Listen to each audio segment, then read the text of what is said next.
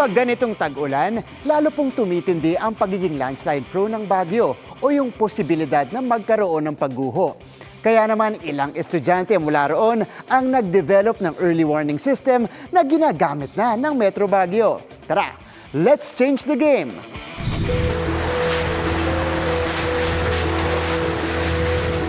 Tuwing may bagyo o kahit simpleng pag-uulan, Landslide po. nariyan ang banta ng landslide o pagguho ng lupa. Nung Typhoon Piping, mga past 10 siguro ng gabi na yon, nung maingay na sa ang naririnig namin that time is erase na ang Little Kibungan. Sabi ng kapitbahay namin na wala na tayong bahay na uuwian.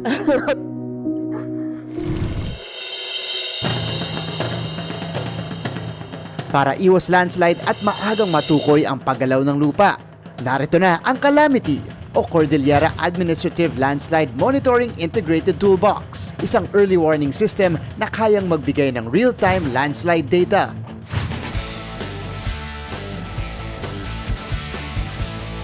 Sa unang tingin, nakala mo batteries at solar panels lang yan.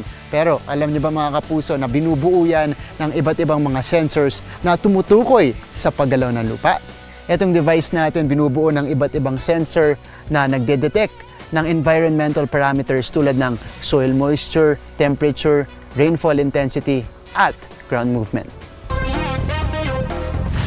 Lahat yan mahalaga para ma-detect ang posibleng landslide o pagguho ng lupa. Ito pong kulay pula na sensor natin, yan ang nagmo-monitor ng soil movement. Ang lalim po ng borehole ay 20 to 30 meters. Yung rapid advance ng technology ay kailangan natin para ma-enable natin ang sistema na to. And since early warning system siya, itong mga sensor mahirap rin na hanapin.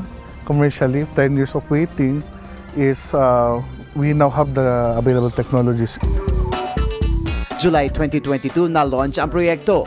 Sa tulong ng 21.3 million pesos na funding mula sa DOST Philippine Council for Industry, Energy, and Emerging Technology Research and Development.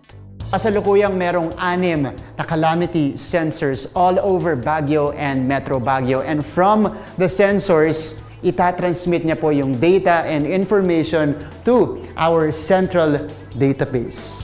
Toka sa monitoring ng installed sensors ang Baguio City Disaster Risk Reduction Management Office. It would give us a lead time, no, to warn our constituents with regards in cases that they need to do a preemptive evacuation. Certified world-class at first of its kind ang Project Calamity dito sa bansa na malaki na nga ang inaambag lalong-lalo na sa pagpo-provide ng early warning system sa mga landslide-prone areas. Para sa GMA Integrated News, ako si Martin Javier. Changing the game! Nagsampa ng reklamo si dating Caloocan Mayor Ray Malonzo laban kay Caloocan Representative Oscar Malapitan at 6 pang personalidad. Kaugnayan ng umano'y maling paggamit ng pondo ng lungsod noon. Sagot ni Malapitan, may kinalaman ito sa papalapit na eleksyon. Nakatutok si Mariz Umali. Reklamong graft at malversation of public funds ang inihain ni dating Caloocan Mayor Ray Malonzo sa Office of the Ombudsman laban sa nakaupong Caloocan 1st District Representative Oscar Malapitan. Kaugnay ito ng umano'y maling paggamit ni Malapitan ng kanyang Priority Development Assistance Fund o PDAF na aabot sa 8 milyong piso mula 2007 hanggang 2009. Inirelease daw niya ito sa grupong Caloocan Assistance Council Incorporated o CASI, kahit hindi naman umano ito kwalipikadong makatanggap ng PDAF, base sa report ng COA noong 2012 ayon kay Malonzo. Bukod dyan, hanggang ngayon daw, hindi pa rin umano naliliquidate ng grupo ang halaga kahit lumipas na mahigit 1 dekada. Kasamang inireklamo ni Malonzo si dating DSWD Secretary Esperanza Cabral, 4 pang opisyal ng DSWD at si Senon Mayor na pinuno ng CASI. Ayon kay Malonzo, may parehong reklamo na inihain na raw sa Office of the Ombudsman laban kina Congressman Malapitan. Nakitaan ito ng probable cause noong 2017, pero matapos iapela ni Malapitan ay nabasura noong 2019 dahil sa kakulangan ng ebidensya. Under the law naman, pagka may bagong ebidensya, ay pwedeng buhayin ang anumang kaso. Yung pagkakarekomenda ni Mr. Malapitan doon sa kasi na yan ay mali. Tapos may mga nag-testify pa na yung supposed to being naging beneficiary ng kasi. Sinabing hindi naman sila nakatanggap. Tuga naman ni Congressman Malapitan, bakit sa kanya isinisisi ang di pagliliquidate ng grupo gayong responsibilidad yon ng kasi? Kasi alam nyo, elections just around the corner. Mga tumatarget yan sa aming posisyon. So, what I can say, it is all politically motivated. Malinis kami at kayang-kaya namin depensahan yung mga aligasyon na sinasabi niya. Just for the record, as far as you're concerned, nakinabang po ba kayo dun sa pondong binigay nyo sa kasi? Walang pakinabang dahil maganda lang yung programa nila, na-convince ako, naglagay ako ron.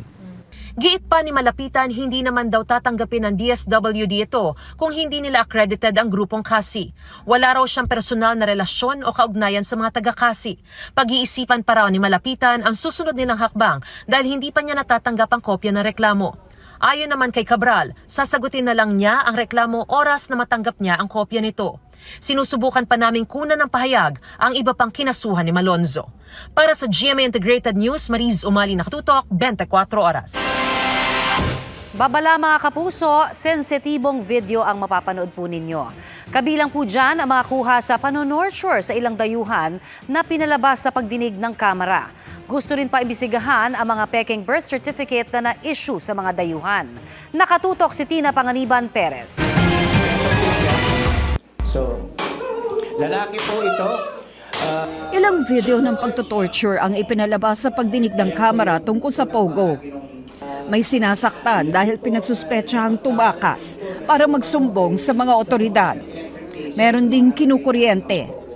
Ang lalaking ito na hinahampas sa ulo, ililigtas sana, pero hindi na naabot ang buhay ng Presidential Anti-Organized Crime Commission. Pinagtalunan pa kung pwede itong ipalabas dahil mapapanood ng kahit sino sa livestream ng pagdinig. What we are trying to portray here is the evil of the illegal activities. It was done by other foreigners in cahoots with Filipinos. Ayon sa ilang dayuhang nailigtas ng paok sa mga Pogo, pumapasok sila sa Pilipinas bilang turista. Saka sila kukuha ng working visa, bagamat hindi ang Pogong pinapasukan ang nakalagay na kumpanya. Ang dayuhang ito, kinidnap at dinala sa Porac Pogo noong June 2, pero nailigtas ng paok noong June 5. 150 dayuhan ang nadatnan dito. Ang isang dayuhan naman, hindi alam na binenta na pala siya ng kaibigan sa Bamban Pogo. Doon, 280 na dayuhan ang nadatnan at 231 ang pinadeport na. Ang sabi sa kanya ng barkada niya, kakain lang tayo, binenta po siya sa halagang 300,000. Pero hindi po niya alam. And these operations have uncovered the extent of criminal activities associated with Pogos. From serving as a hub for human trafficking to engaging in crimes and cyber crimes like love scams, loan scams, kidnappings, prostitution, murders, and a nest for international wanted persons. Halos pareho yan sa mga scam farms sa ibang bansa tulad sa Myanmar, kung saan nailigtas ang isang Pilipina na inalok muna ng working visa roon para maging encoder pero ginawang scammer. Makikipag-chat for, ano yan, parang kukumbinsi mo siya to invest, gano'n. Yes, to invest. Or ito yung tinatawag na love scam, na-involve ka rin sa love. Torture ka ba? Opo. Kung uuwi kayo, magbabayad kayo ng 7,000 USD. Isinumite na sa komite ang listahan ng 402 canceled Pogos at scam farms sa bansa. 45 lang ang lisensyadong Pogo sa bansa ayon sa PAGCOR. Suspendido pa ang 3.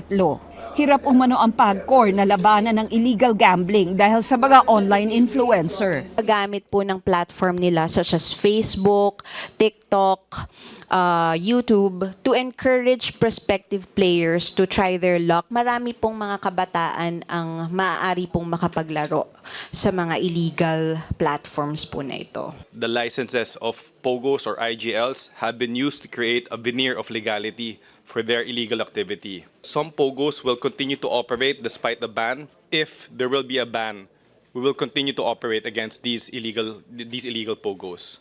Kasabay ng pagdinig ang paghahain ng isang resolusyon para imbestigahan ang pag-issue ng mga pekeng birth certificate at passport sa ilang dayuhan. Para sa GMA Integrated News, Tina Panganiban Perez, nakatutok 24 oras. Dahil matarik umano, napuna online ang rampang para sa mga persons with disability na inilagay sa bagong istasyon ng EDSA Bus Carousel sa bandang North Avenue sa Quezon City. Sinubukan po ito ng isang naka-wheelchair at sinukat din ng isang arkitekto para malaman kung pasado sa standard ng pagiging matarik. Nakatutok si Jonathan Andal. Viral ngayon ang picture na ito ng rampa sa isang bagong istasyon ng EDSA Busway sa Phil-Am, Quezon City. Puna ng mga netizen, matarik at delikado para sa mga PWD. Para makumpirma, pinuntahan namin ito kasama si Nelson, isang wheelchair user ng grupong Life Haven. Ano sir, tingin mo, kaya yan? Wish buhay ito, pero itatry natin. Mula sa bangketa, nag-elevator si Nelson paakyat sa footbridge. Unang rampa pa lang paglabas ng elevator. Ang hirap. Hindi ko kaya talaga. Para makababa siya sa mismong sakayan ng bus, susubukan na niya ang viral na PWD ramp para makasakay siya sa isa pang elevator. Hindi ko po talaga siya kayang subukan. Dahil napakatarik po niya. Kapag dumire-diretso ako doon, ay bakal nga, baka doon ako sumuot sa bakal. Pero sa tulong ng kanyang kasama, sinubukan pa rin ni Nelson na bumaba, pero paatras. Kaya? Kaya naman. Kinailangan ni Nelson na humawak ng maigi sa railings para tulungan ng kasama na putol naman ang isang kamay. Mahirap talaga. Hindi siya kaya talaga kahit na professional na gumagamit ka pa ng wheelchair. Talagang madulas, matarik, hindi siya standard talaga. Yung sir na nag-assist, mahirapan ba kayo? Medyo mahirap talaga medyo. Ipinakita rin namin kay Architect Arman Eustaquio ang rampa. Isa siya sa mga bumalangkas ng unang amyenda ng IRR o Implementing Rules and Regulations ng Batas Pambansa bilang 344 o ang Accessibility Law.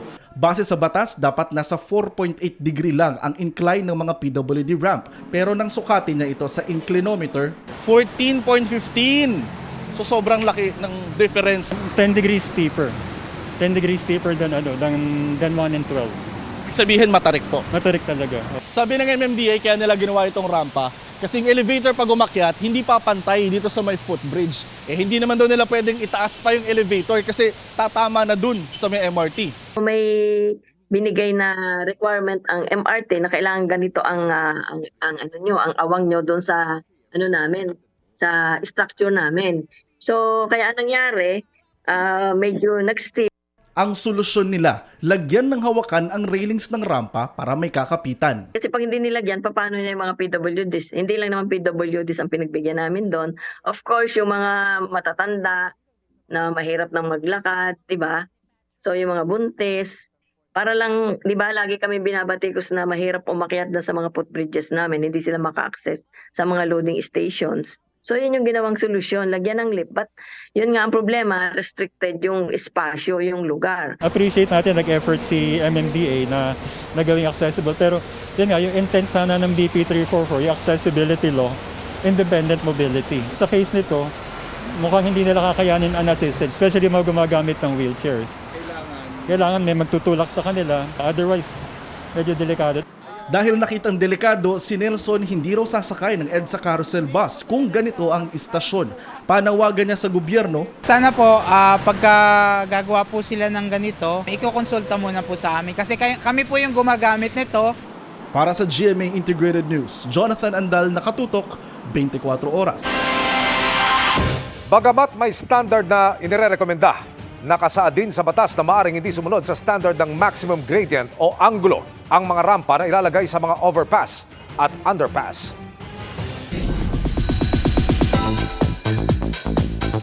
The red carpet is waiting sa pasabog ng OOTD na irarampa ng biggest and brightest stars sa GMA Gala 2024. 3 days to go bago yan. May pasilip na ang ilang sparkle stars sa kanilang magiging look at kadate sa special night. Makichika kay Aubrey Carampel. Kung noong 2022, elegant black dress ang suot ni Jasmine Curtis Smith, at last year, inislay niya ang wet bangus look na shining shimmery ang peg. Ngayong taon, pinaghahandaan na raw ng asawa ko star ang kanyang magiging OOTD. Tuloy-tuloy raw ang kanyang physical preparations at nakapag-final fitting na rin. I think I'm going for a little bit more classic look, but still flattering sa katawan natin tignan. Hindi siya ganun ka-revealing as last year, but a different type of channeling ng character tayo. At ang kanyang escort, Jeff, I'm still trying to convince him to change his schedule. So I'm hoping date ko that evening si Jeff, as he's been for the last 2 galas. And we can attend the evening together. tandem din sa red carpet sina Mikey Quintos and boyfriend Paul Salas. This time, pinagplanuhan daw nila ang kanilang outfits. Since we started doing the gala 3 years ago, parang every year, I enjoy it more. Every year, you learn from the year before, and this year, isa yun sa mga notes namin na we should match. Tawagan naman namin yun, match. Ready na rin daw to slay the GMA Gala red carpet si Andrea Torres. I always want to surprise people. So we look back on the previous galas and sabi ko nga, I want something different naman. Still me, pero medyo mas edgy, something unpredictable. Nag-final fitting na rin ng kanilang gala outfits sina Jack Roberto, Elijah Alejo at Faye Lorenzo with their stylist Reggie Cruz. Ang suit ni Jack designed by Jobs Estrella na ibang-iba raw sa isinuot niya last year. Gusto ko clean lang, slick lang, dapper lang yung datingan. Napangalanan pa yung ng anti-silo shield. Yung suit ko na. Naku, malalaman nyo. Abangan nyo guys, ha? May pa-reveal naman ng konting skin ng gown ni Elijah now that she's 19. Yung damit po, I don't think may makakapag-expect na magsusuot ako ng ganong damit. So, a new Elijah. May extra rin sa look ni Faye para sa special night of celebration. Every year naman kasi, 'di ba, Miss Aubrey, ang suot ko talaga is elegant, sexy, but this year mas more ultra sexy yung gagawin ko. Todo ko na. Kaya syempre, hindi si Faye yun kung wala yung sexy.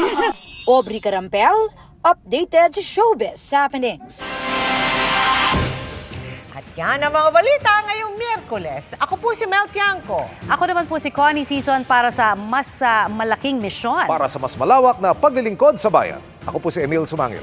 Mula sa GMA Integrated News, ang News Authority ng Pilipino. Nakatuto kami 24 oras.